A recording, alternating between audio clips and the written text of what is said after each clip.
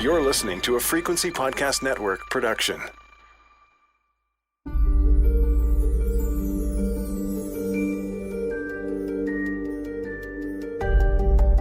I'm Laura Palmer, and this is Island Crime, Season 2, Gone Boys.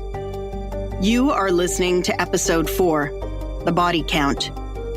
Courtney is on the east coast of Vancouver Island in the Comox Valley.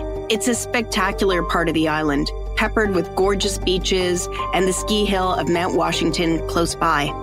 The stunning Miracle Beach draws tourists and campers from across the region and beyond. In the summer of 2018, a 22-year-old man disappears from this picturesque place.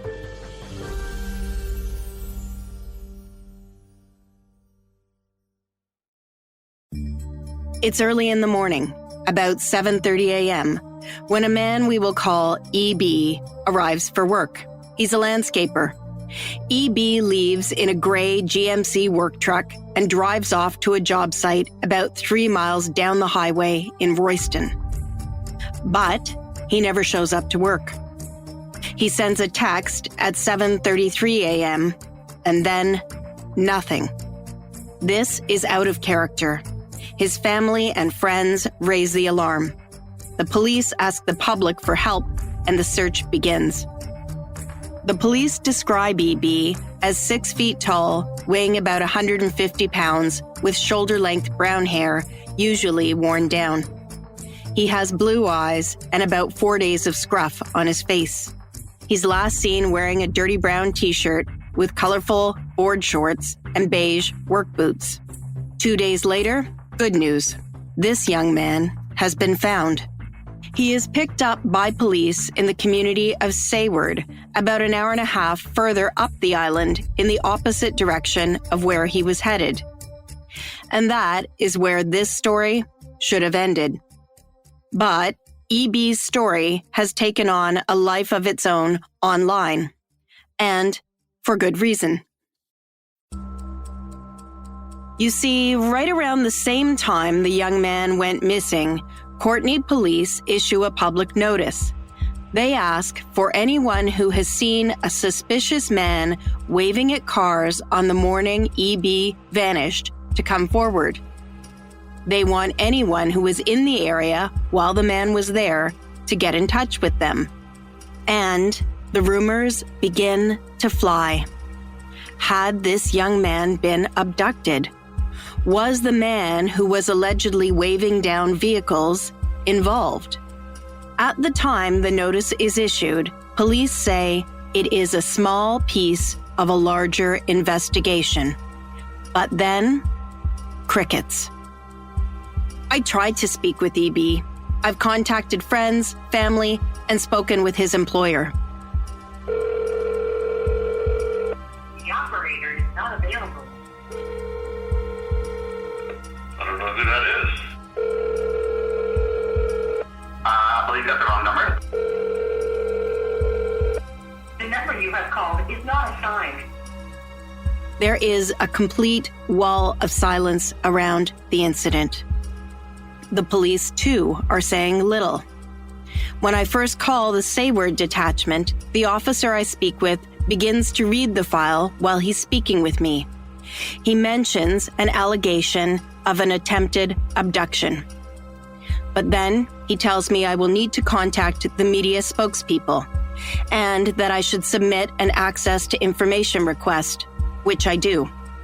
Spokesperson Constable Monica Taragni declines my request for an interview, but does say this in an email. At the conclusion of our investigation, we were unable to substantiate any sort of risk to the public. You will have noticed I have not included the young man's name in this story. If he was the victim of an abduction, I don't want to be responsible for drawing any further attention to a traumatic event. And if there was no abduction and he vanished for other reasons, he has a right to hold that information in private as well. But when criminologist Kim Rossmo asks whether there have been any attempted abductions, EB's case is the first that pops into my mind. According to RCMP statistics published each year, there have been almost 30 abductions of adult males connected with missing person investigations in the last 5 years in British Columbia. These are listed as stranger abductions. These events could be gang or drug-related incidents, and the statistics aren't broken down to show how many occurred here on the island. But I include this information to note that although rare, abductions are occurring. In 2020, 2 men are convicted on charges related to an abduction in Port Alberni, the place where Brandon Kearney and a number of other men have gone missing in recent years. My husband and I talk shop often after dinner over a game of backgammon. He is a judge, and his insights on crime-related issues are helpful. I ask him about abductions and just how unusual they truly are here on the island. He tells me he has dealt with a number of abductions in the 5 years or so he has been on the bench. Almost all of them are related to drug deaths. The experts I've spoken with all say establishing whether a pattern is occurring is key to understanding the missing men's story. By my count, at the time of writing, there are currently 19 missing men on Vancouver Island. And so unsurprisingly, I'm not the first journalist to wonder what's going on. Yeah, Jeremy Nuttall. I'm a reporter at the Toronto Star, former investigative reporter for the Star Vancouver, and now I mainly cover China and federal politics for the Star. Jeremy is a reporter and a former colleague. He wrote about the cases in 2018. I'm curious about what drew him to the story and whether he was able to establish any kind of pattern then. Our I unit in Toronto had gotten a hold of a big file from CPIC that was basically all of the missing persons data in Canada going back to like 1900. And we had the data people go through it, and what they found was disturbing, which is that British Columbia had way more missing people per capita than anywhere else in Canada. And so myself and Jesse Winter, who was a journalist and photographer for the Star at the time, started looking at hotspots, like where people had disappeared, by going through RCMP and other police missing persons posters, reports, things like that. And we found, areas, as I said, hotspots that were showing up. And then we started looking at the people who were missing in those areas and found similarities with some of them. And one of those areas was Vancouver Island, up the eastern coast of the island. We compare notes, catch up on each other's lives, and he tells me he still thinks about these men and the family members he spoke with. One thing that I always have trouble getting used to is the reality that the person in front of you is telling you. And what stands out, speaking to these mothers, is that this really happened to them. Their children really went missing. They don't know where they are, and it's haunting their lives. And them to be able to talk to me about it, I just think about, the mental anguish that they must feel and desperation. And I just find it amazing that people going through that kind of anguish are standing right in front of me and prepared to talk about it. Jeremy's right. The courage of these families is remarkable.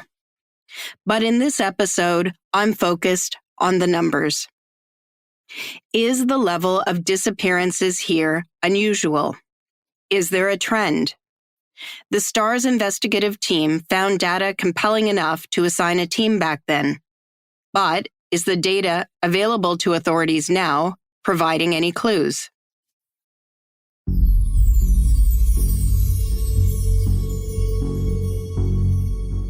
The first thing I realize is that Statistics Canada does not track missing person data. So, Canada's Missing, the RCMP's national website, feels like a good place to start. But then I quickly see that the site does not include all missing persons. Some of the missing men I'm focused on don't appear here. Canada's Missing will only host a profile when the lead investigator asks for one to be published. And the RCMP only maintains statistics on missing persons whose data is entered into the Canadian Police Information Centre database. The public can access that database if they're searching for missing bikes, boats, or guns, but only a registered law enforcement partner can access missing person files here. I actually tried to register and get turned down. Canada does now have a National Centre for Missing Persons and Unidentified Remains. It's run by the RCMP. They offer specialized investigative services in support of missing persons and unidentified remains investigations. And they maintain their own national database. Hi, how are you? I am well. How are you? Pretty good. You can hear me all right then? I can, yeah. Well, I didn't trust my technology that I was setting up, so I had to experiment. The center is on the other side of the country, so we arranged to meet over Zoom. Yeah, my name is Kevin O'Shea, and I'm a business architect, strategic advisor with the National Centre for Missing Persons Unidentified Remains. I begin by stepping back and looking at the national context, a big picture. I asked just how many people go missing in Canada each year. There were about 33,000 adults and 40,000 children who went missing in 2019. So that's a total of 73,000 plus persons. Now, this represents about 72,000 plus cases because some people go missing together, particularly children often run away together or whatever. These numbers are pretty well the same year after year, around the 60 to 75,000 mark. It doesn't represent the number of unique persons because some persons will go missing many times in the course of 1 year. Those are the frequent runaways. So in the above figures, the 73,000, they're counted each time because each incident is another investigation. So they're counted each time in that figure. That's a huge number. And probably people hearing that would be kind of surprised or startled at that number. But of those, can you talk about just how many end up being resolved? Yes, a good case in point is the case the 2019. So I said there were just over 72,000 cases. By the end of 2019, 97.3% of those were actually resolved. And by the end of October this year, 2020, only 261 were still open. So that's less than 0.3% are still open. The data overall shows that only about 2% of all cases will reach their 1-year anniversary of the date last seen and still be open. It's easy to be overwhelmed by the flow of missing people reports showing up in the news and in social media. But almost all of those cases get resolved, unlike the missing men I'm considering in this podcast, who are simply gone.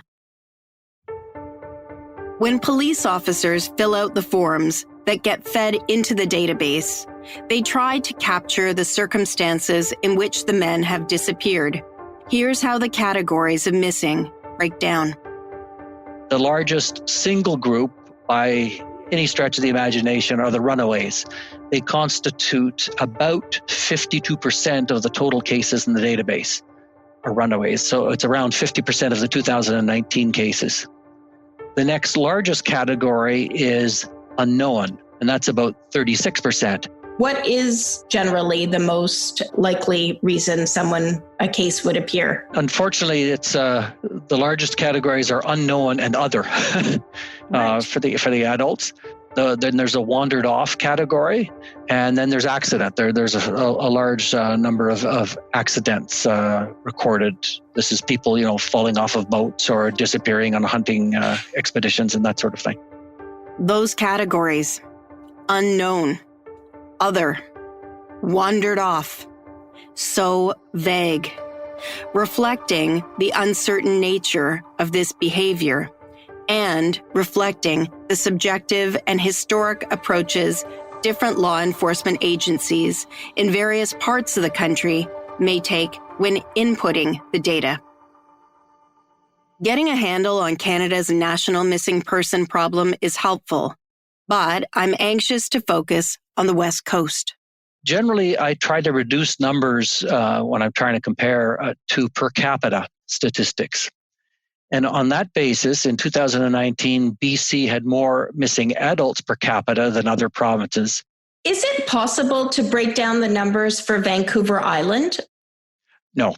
It's not. Okay. No, it would be difficult. We break the occurrences down by province, but after that, they're broken down by agencies and this sort of thing. So we'd have to compile to figure out which agencies are part of Vancouver Island.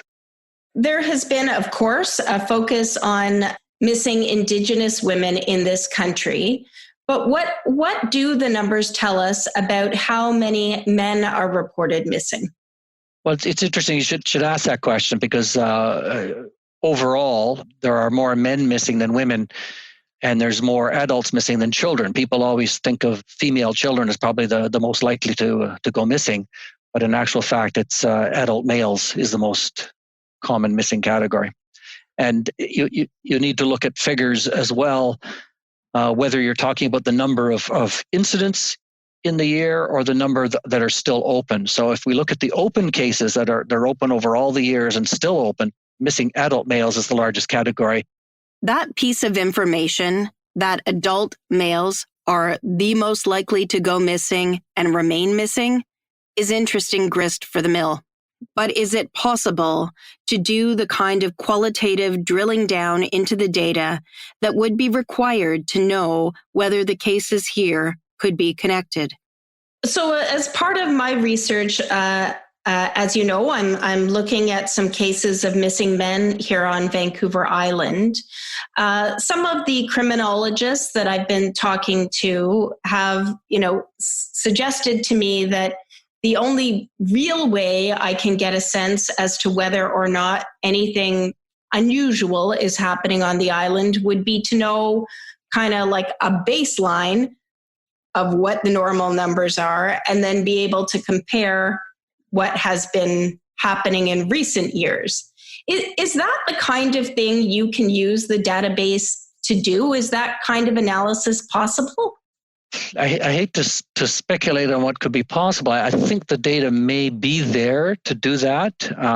I'm not sure when you talk about a baseline of what is normal. I don't know there is such a thing as normal. Over time, things change a little bit, but a lot of the anomalies you might be looking for may be too fine to actually notice in the general flux of one year over the other. If this kind of database had been around, say, when women were going missing in the downtown east side for years, would that kind of thing have showed up in the database? That is a good question. The database has built into it algorithms. It does automated checking all the time. Every time new information comes in, it's always checking. And it has an algorithm looking for patterns of that sort, perpetrator patterns. And we've tried to hone the algorithm over time. The difficulty is trying to base it on the information that's there. And the difficulty is to imagine for a particular woman who went missing on the east side, what is it that makes her case similar to another woman who went missing on the east side versus the hundreds of other women who went missing for other reasons, not a particular perpetrator.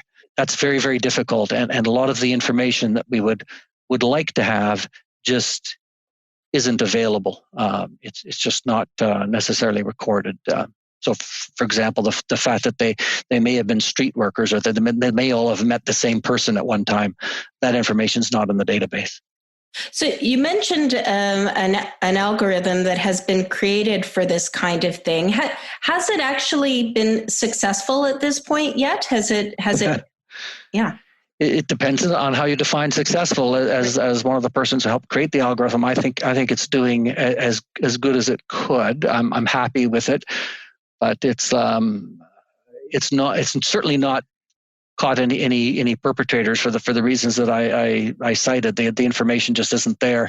So yes, it can pick up similar occurrences. Is it finding perpetrators? That it needs a much finer comb to find those. This database is relatively new. It became operational in 2014, part of the response to the growing concern over missing and murdered Indigenous women in Canada. How data on missing persons in Canada is captured and accessed by the public continues to come under scrutiny. A recent report by the Office of the Federal Ombudsman for Victims of Crime noted that it remains difficult to get a clear picture of how many people remain as long-term missing in Canada.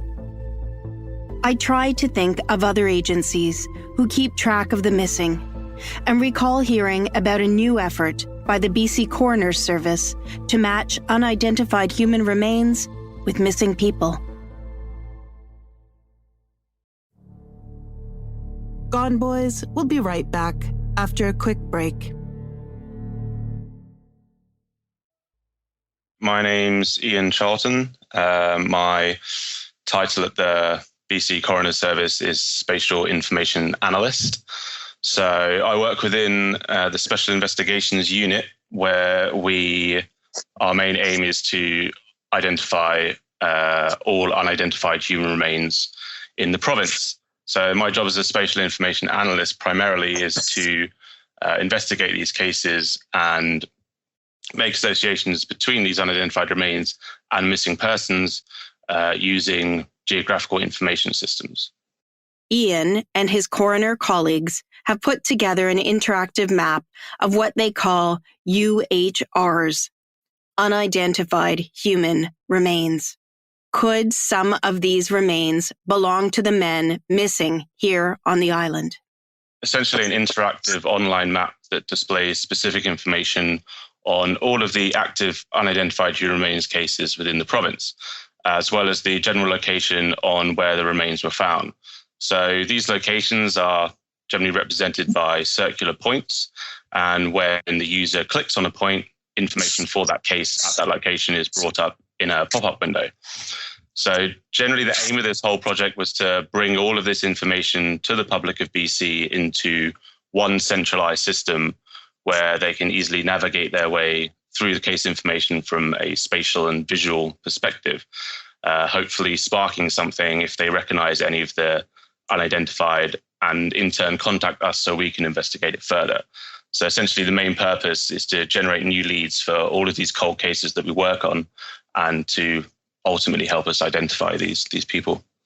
They're points on a map, but they're humans, of course. Someone's son's family. Can you just, in general, talk about the range of remains we're talking about, both in terms of time and gender? If you look at the map, the points are characterized by gender, and as you can see, there's a lot more known males, unidentified males, than there are females, whatever the reason that might be for.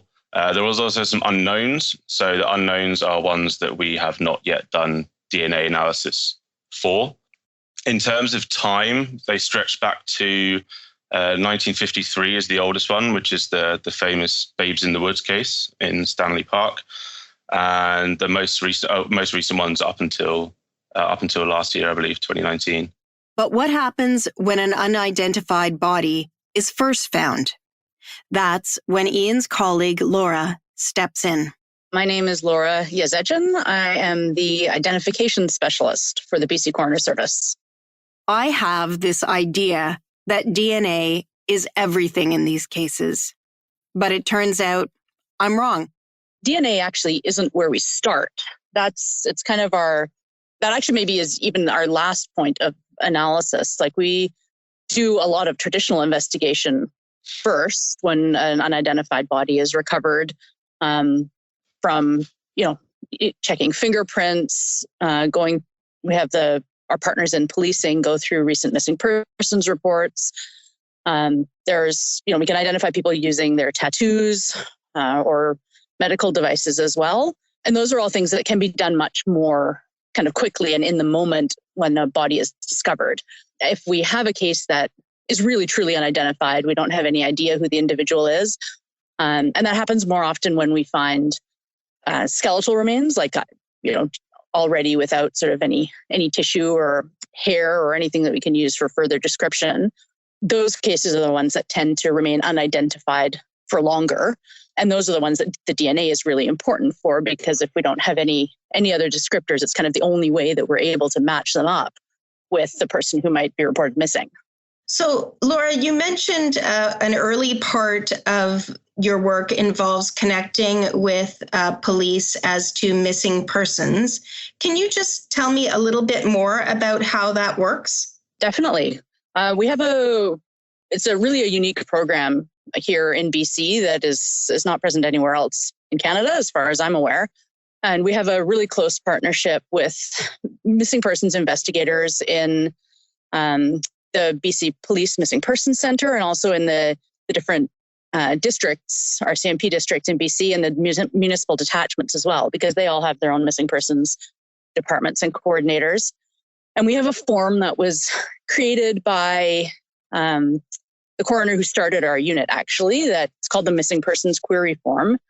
And by provincial policing standards, any missing person who's been missing for longer than, I believe it's 90 days, and is believed to be deceased, not just, having skipped town to avoid arrest or something like that, they're required to fill in this form and provide the information to us that we would need in order to match their missing person with any unidentified remains.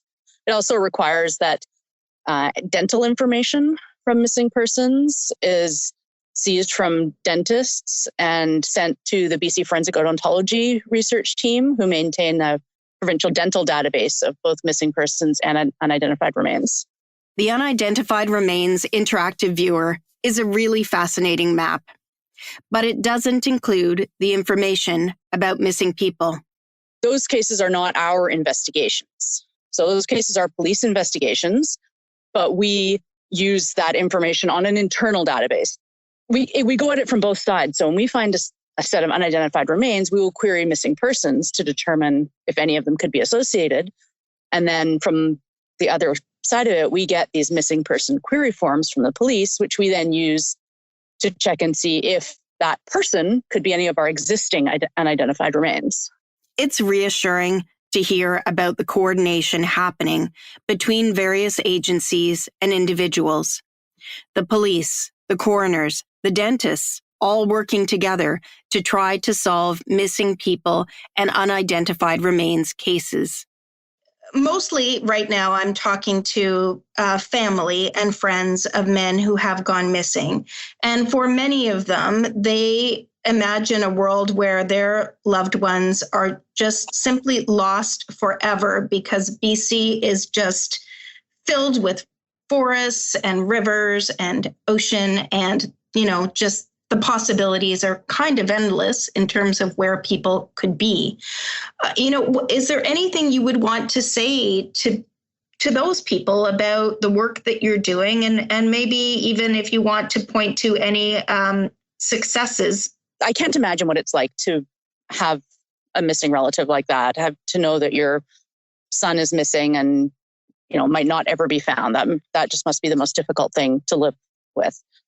And it's absolutely true. BC has so much wilderness and so much, water and open space that it's unfortunately entirely possible that some of these people just will never be located. But we've recently had a couple of cases where, again, the DNA has been incredibly important to us, and actually, confirmed an ID where maybe a person wasn't reported missing.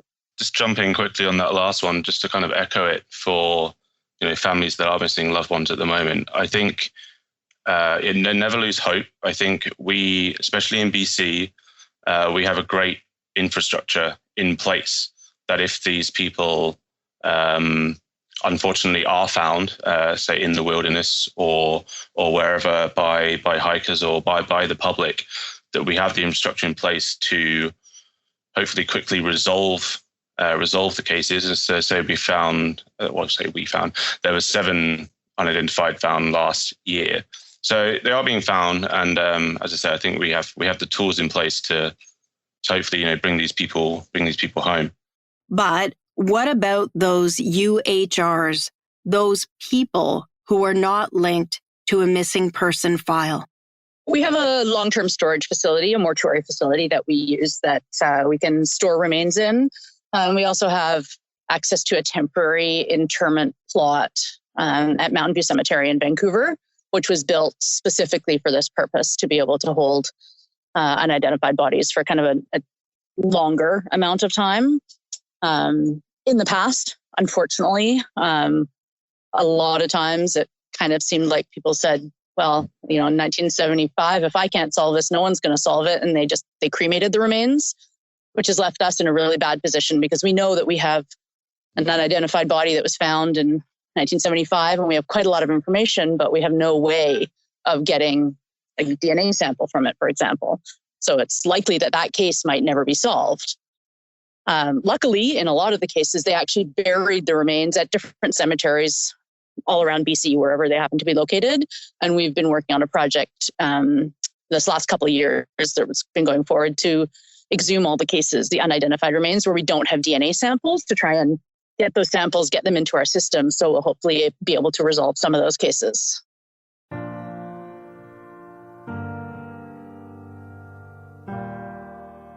A long-term storage facility, a temporary internment plot. All of these remains lie waiting for someone to identify them. They will not be properly laid to rest until we know who they are. This news is both heartening and disturbing at the same time, and the notion that historic unidentified remains could be unearthed in the future in order to harvest DNA is similarly encouraging and unsettling.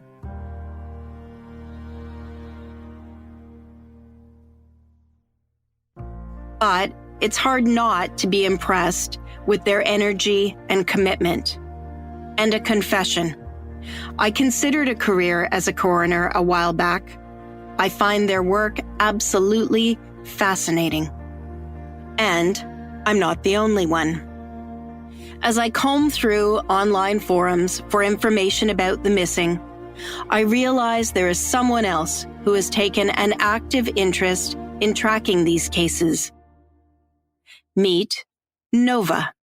I'm 30 years old. I live on Vancouver Island. I'm a dominatrix, so I've always been sort of not exactly in the mainstream. And I've always had an interest in crime, in unsolved cases, and looking at the cases here, seeing one person going missing, oh, it's unfortunate. Seeing 2, oh, that's strange. 3, 4, 5, 6 with missing vehicles. It just really jumps out at me. Yes, you heard that correctly. Nova is a dominatrix. And here's the thing. She is also a skilled amateur map maker and data analyst. I meet Nova on Reddit. She has posted in a forum discussing the possibility of an active serial killer on Vancouver Island. Most of the people engaged in the conversation share articles, opinions, and theories. But Nova has decided to take an active role. I've started looking at cases from 2000 onward simply because I had to pick a start date to really dive in. And what I've done is I've indicated the last known location of the gentleman, whether they were on foot, in a vehicle, or if it was unknown in certain cases. Then I've also marked on the map if their vehicle has been found, what condition it's been found in. The map markers also have their photos, information from news articles, Crime Stoppers, missing persons, anything I can sort of find for details. I've also gone ahead and marked any persons of interest as well as any locations where remains have been recovered. And since we've spoken, I've actually gone ahead and sorted them a little more in depth. I've created categories for gentlemen aged 15 to 35, 35 to 50, and 50 onward, just to attempt to sort of see if there are more similarities that we can isolate just by turning off certain pointers on the map. Nova and I spent some time playing around with her original map. She is pleased by the response she's getting already to her post. The feedback that I got on Reddit was really encouraging. The fact that people had checked it out and had volunteered more information about other cases that I was able to look into. I think I added about 15 people. I stayed up all night editing the map, actually, because I just got so much more information. I added about 15 more cases just today. And it was from people reaching out and mentioning, oh, I've heard that there are people missing in this area. I've heard there are people missing in this area. And it isn't until I really Google it and dig around that I can actually find anything if it's 4 or 5, 6 years old. The missing persons place is usually the last place I gather information because they have the barest details. Oftentimes it'll say the city that they disappeared from, but the more I dig into various news articles, it tells you like the block radius. It tells you what parking lot they were in. It tells you what direction they were headed. And that is important to know. I tell Nova about the coroner's unidentified human remains map, and she manages to layer that information onto her map as well. I've posted a link to Nova's map on Twitter. Coroners, RCMP, a handful of journalists and citizens like Nova are all approaching the missing men cases in different ways, each bringing their own expertise and perspective. I'm still unclear as to whether the numbers I've observed represent a trend. A comparison over other time periods could prove helpful, as could a comparison with a similar-sized jurisdiction. But then differences in geography, an increase in population, a higher concentration of people with disabilities could distort the picture. The answer, I believe, is more likely to be found in examining what binds these men together. And one thing I know for certain, these men were all, in their own different ways, misfits.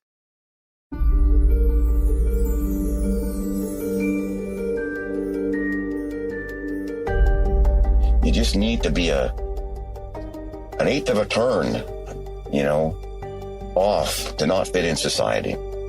So he became somewhat isolated, I guess. He spent a lot of time in the woods. I'm Laura Palmer, and this is Island Crime, Season 2, Gone Boys. And you can help raise the profile of the missing men's story here on Vancouver Island by rating and reviewing this podcast.